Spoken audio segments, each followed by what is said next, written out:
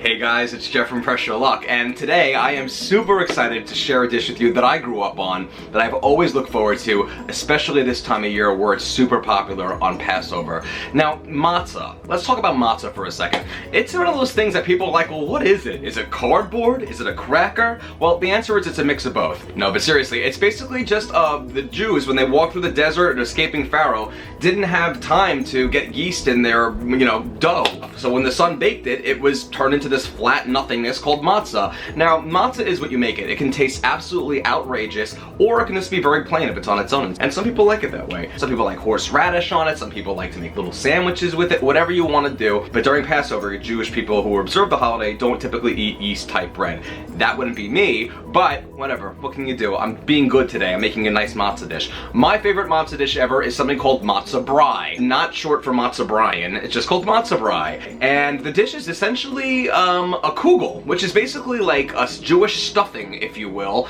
and it's gonna be sweet and savory. It's typically served during breakfast, but I think this is a great dish to prepare for your Seder as well. It's a wonderful side. It's gonna go really nicely with brisket, sop up some of the juices, and the best part is at the end, you can make it a little extra sweet, or you can eat it as it is, where it's more of a savory flavor with a hint of sweet. Guys, my Matzoh Brei is so easy to make. It just takes a little time to cook in the Instant Pot in terms of the cooking process itself, but guys, other than that, we are talking one of the best Matzoh Breis ever. None of that dried out stuff, but at the same time, we're gonna have some nice crispy edges and soft, chewy insides with an amazing result. Now, why are we making this in the Instant Pot as opposed to on the stovetop? Well, I'll tell you why.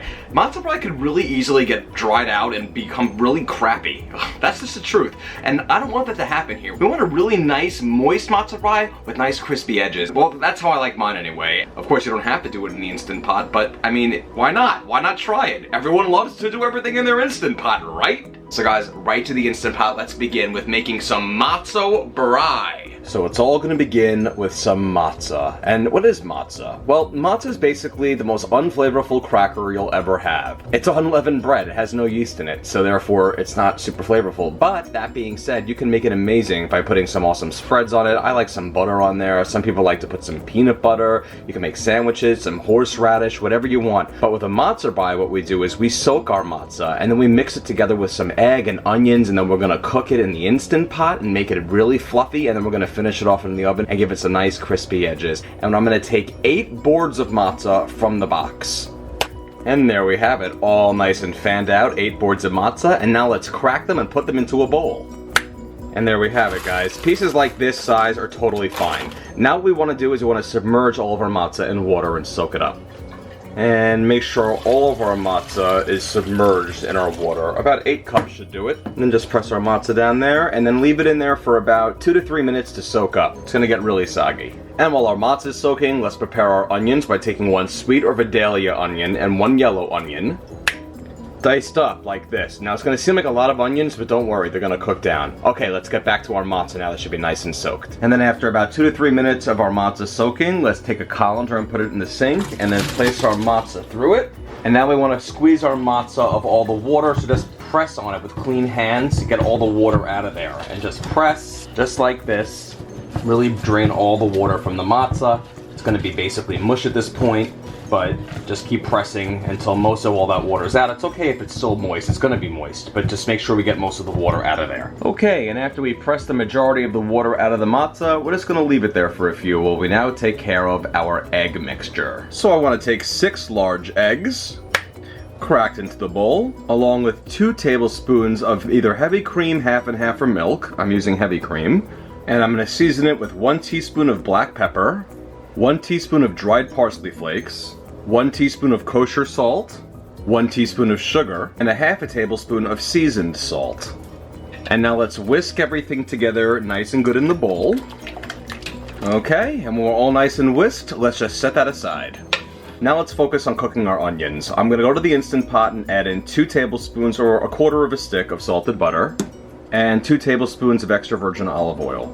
So I want to come down to my control panel and I want to hit the saute function, and I want to adjust it so it's on the more or the high setting. And once our butter is melted and our oil is sizzling, we're going to add in our onions. and stir them around in the pot so they're nice and coated with all the oil and butter. And we're gonna just basically stir and set for about 10 minutes until these onions turn nice and kind of golden brown in color. The onions are an important factor to making the matzoh brei taste amazing. They give it a lot of flavor. And after about 5 minutes of cooking and stirring the onions, you're gonna see they'll have browned a bit and softened as well.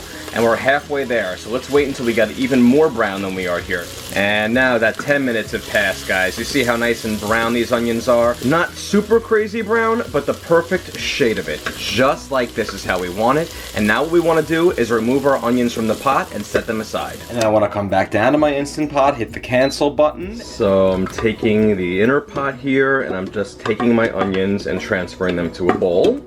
Making sure I scrape each and every last onion out of that pot. And there are beautifully browned onions. Okay, so now let's take our liner pot and let's rinse it out and then return it to the Instant Pot. And we'll just return that there. I'm gonna place a trivet in the pot with the handles just facing down, and I'm gonna add in 1.5 cups of water. So now let's go back to our egg mixture, and I'm now gonna add in our matzah that should have dried out a little bit by now. It's going to be very, very thick, and it's gonna be very soggy, but it's gonna be somewhat dried out. And then just get all the matzah from the colander and add it to the egg mixture. All right, I also wanna add my onions to the mix. And then mix everything up in the bowl together nice and good. Make sure the egg is completely combined in with all the matzah and all the onion. Okay, and there we have it, our mixture. Now, let's add it to our stackable pots. Okay, now I want to focus on my stackable pots, or whatever 7.5 to 8 inch wide pan you want to use to cook your matzoh brei casserole in. So because I have these stackable pots, which I'll link in the recipe, they're super handy because A, they come with a caddy, and B, because they're really perfect in terms of size. So I'm only going to focus on one of them. You see how they stack on top of each other? I'm only going to use one, and I'm just going to use the lid from the other one to cook it, okay? So all I need to do is fill up one of these guys with my matzoh brei mixture. But first things first, let's really grease this thing up. I'm gonna put some butter in there, and I'm really gonna grease the entire pot with butter, all of it, including the bottom and the sides. I wanna make sure the entire thing is coated with butter because the egg mixture from the matzah is gonna wanna stick to this. And then after coating it with butter, I'm gonna generously spray nonstick cooking spray all over it, as well as the sides. Very generously. Okay, now we're gonna pour in all of our matzoh brei mixture. And now I've transferred all of my matzah mixture into only one of the stackable pans. Like I said, we only need one because it's just gonna fill one of them up. And we still have plenty of room to put our lid. And just smooth out the top nice and good. And then place our lid. Now we'll close our caddy up just like this. We're only gonna, again, use one pot. We're not using both. So you can use any 7.5 inch pot you have. Let's make sure you cover it with tin foil if it doesn't come with a lid like this one does. This caddy's gonna come in super handy because we can just lower it easily into the Instant Pot and have it rest on top and cook, and then it'll be very easy to get it out.